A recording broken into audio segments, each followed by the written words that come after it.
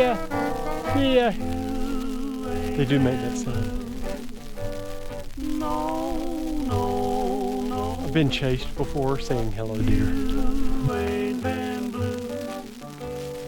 Till you've had that mood, indigo, that feeling goes stealing down to my shoes. My workshops are full already for indigo, but you're about to get that workshop here real quick.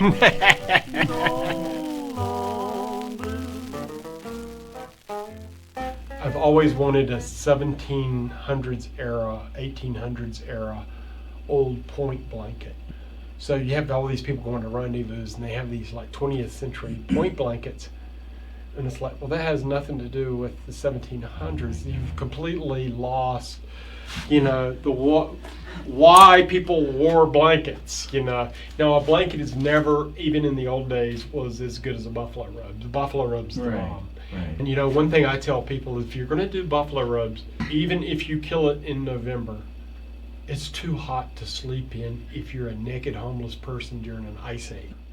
This blanket, this isn't quite what I wanted, but we're working on it. They're going to get a blanket that's the exact match of what Lewis and Clark and people from that time period had.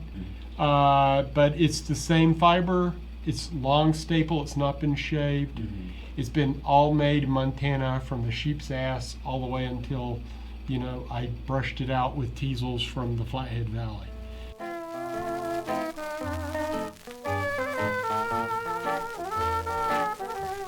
About 20 years ago, I stopped using red dye and any of the acid dyes. Summer light fast. I live outside all the time. It fades out in about a month. It doesn't last very long at all. So I do more natural dyes now. This is natural indigo. It's not synthetic. So to get it blue, the plants are reduced and in a vat, and then, you know, it rots. It's called the devil's dye because the off-gassing used to kill people. Yeah, it was pretty toxic. That's why you had slaves doing it in the Caribbean. And the reason the South Carolina flag is blue, that was one of their first cash crops in that colony.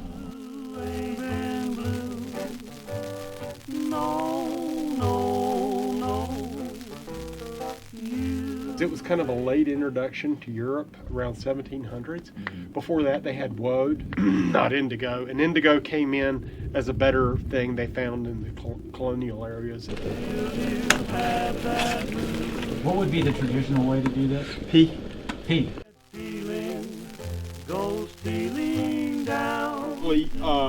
We have to remove the oxygen, make it anaerobic, and the blue will go green or yellow.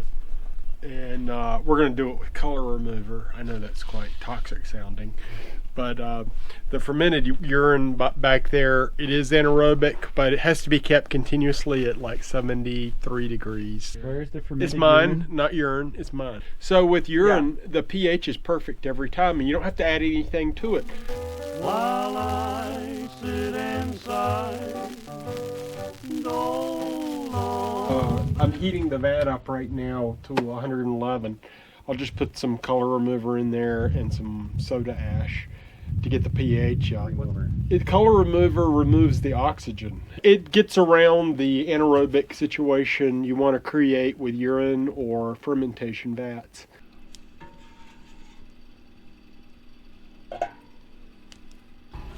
So at this point, I don't want to slosh this around. Okay. So with your color remover, when you remove the oxygen, you really do need to be careful. So you really can't be sloshing this around because you don't want to introduce the oxygen.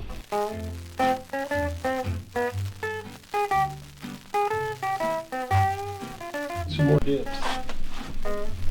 Okay, you ready? What color do you think it's going to be? I don't know. Yellow, like you peed on them. Oh, wow.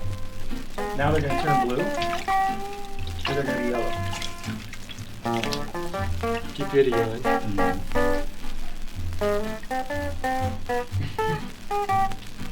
This is why you call it the devil's dye.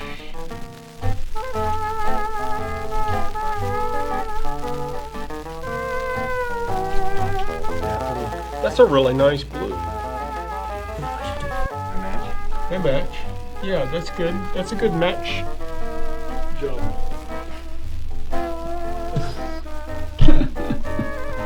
Great pair of socks. It's a good workshop, though. Thank you. Thank you.